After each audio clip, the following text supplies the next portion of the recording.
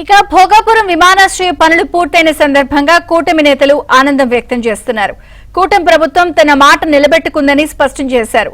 ఎర్రబస్సు కూడా రాని భోగాపురానికి విమానాశ్రయం ఎందుకు అన్న జగన్ రెడ్డికి ఇది గట్టి జవాబని అంటున్న ఎంపీ కలిశెట్టి అప్పలనాయుడుతో మా ప్రతినిధి శ్రీనివాస్ ఫేస్ టు ఫేస్.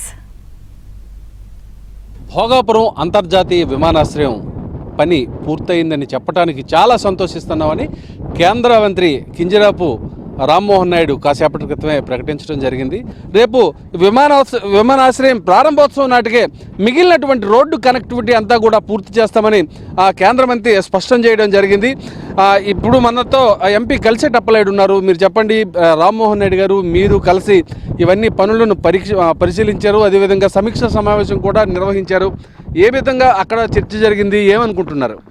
2014 మన 19లో వారు వచ్చిన తర్వాత ఎన్డీఏ కూటమి వచ్చిన తర్వాత ఉత్తరాంధ్రకి ఒక సెంటర్ పాయింట్ చెప్పి మనం భోగాపురం ఎయిర్పోర్ట్ని మనం ఆ రోజు శంకుస్థాపన చేసింది.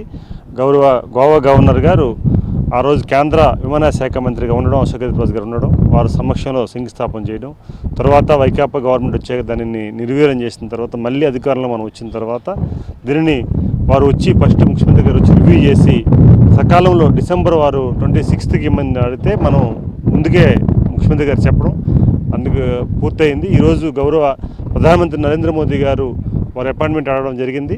వారు ఎప్పుడైతే వస్తారు, ఈ నెలలో వస్తారని అంటున్నారు, వారు ఎప్పుడప్పుడు సిద్ధమైంది. దానికి ఈరోజు మేము కేంద్ర మంత్రి, కలెక్టర్ గారు, ఎస్పీ గారు యంత్రాంగం అంతా పరిశీలన చేయడం జరిగింది. ప్రజానీకం కూడా సకాలంలో ఇది నిర్మాణం చేసి ఒక గిఫ్ట్ ఇవ్వడం అనేది ఆనందం కలుగుతుంది. ఈ స్థానికంగా శ్రీకాకుళం, విజయనగరం, విశాఖపట్నం ఈ జిల్లాలకు సంబంధించినటువంటి ఎంతోమంది నిరుద్యోగ యువకులు ఇక్కడ విమానాశ్రయ నిర్మాణం జరుగుతుంది, మనకు ఉపాధి దొరుకుతుంది చాలా ఆశతో ఎదురు చూశారు. ఏ విధంగా వాళ్ళకు ఇక్కడ ఉపాధి మీరు చూపించబోతున్నారు? ఖచ్చితంగా దీనికి ఆల్టర్నేటివ్గా పరిశ్రమలు వస్తున్నాయి. ప్రత్యక్షంగా పరోక్షంగా కొన్ని వేల మందికి ఉపాధి అవకాశాలు కలుగుతున్నాయి. కన్స్ట్రక్షన్ ఫీల్డ్ కానీ, లేకపోతే లేఅవుట్స్ ఫీల్డ్ కానీ, లేకపోతే పరిశ్రమలకు సంబంధించిన ఉద్యోగ అవకాశాలు కానీ ఇప్పటికే చాలా స్టార్ట్ అయ్యాయి. కొత్త స్టార్స్ హోటల్స్ వస్తున్నాయి, వారికి అందరూ ఎంప్లాయ్మెంట్ కానీ ఆల్టర్నేటివ్గా వచ్చే పరిశ్రమలు అయితే ఉన్నాయో అవి కూడా వస్తున్నాయి.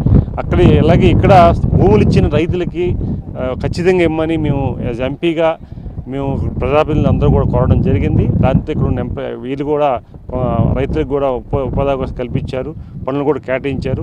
ఇంకా కూడా ఏమని అడుగుతున్నా, దానికి స్కిల్ డెవలప్మెంట్ ఒక సెంటర్ పెట్టి వాళ్ళు కూడా ట్రైన్ చేస్తున్నారు. ఆ ట్రైన్ చేసి వారు కూడా ఉపాధి అవకాశం కల్పిస్తున్నారు. ప్రధానంగా ఏంటంటే ఉపాధి అవకాశాలు నిండుగా వస్తున్నాయి. ముఖ్యంగా ప్రతి ఒక్కరు కూడా ఈ భోగాపురం ఎయిర్పోర్ట్ అనేది ఉత్తరాంధ్రకి ఒక మనోహారం అవబోతున్నది. ప్రజలందరూ కూడా చాలా హ్యాపీగా ఉన్నారు. మీరు ఏ విధమైనటువంటి మెసేజ్ ఇవ్వబోతున్నారు వైసీపీకి?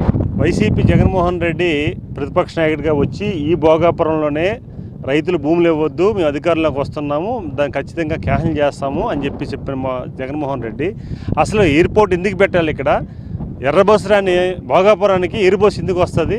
ఇదంతా ఒక నాటకం అని చెప్పేసి ఆ రోజు రెచ్చగొట్టాడు, రైతులు రెచ్చగొట్టాడు, ఇబ్బంది కలిగించాడు. మా తెలుగుదేశం పార్టీ నాయకుల ఇంటి మీద కూడా దాడి చేయించాడు. అలాంటి రైతులు రెచ్చగొడితే మళ్ళీ చంద్రబాబు నాయుడు గారు అందరూ కూడా ఒక కమిటీ వేసి మళ్ళీ భూములు ఇప్పించి కార్యక్రమం చేస్తే మళ్ళీ అధికారంలోకి వచ్చిన తర్వాత నిర్వీర్యం చేశాడు. మళ్ళీ వచ్చి ఇప్పుడు మళ్ళీ గవర్నమెంట్ వచ్చిన తర్వాత మళ్ళీ స్టార్ట్ చేస్తే మళ్ళీ మా కెరీర్ అంటున్నాడు. అది ప్రజలు తెలుసు.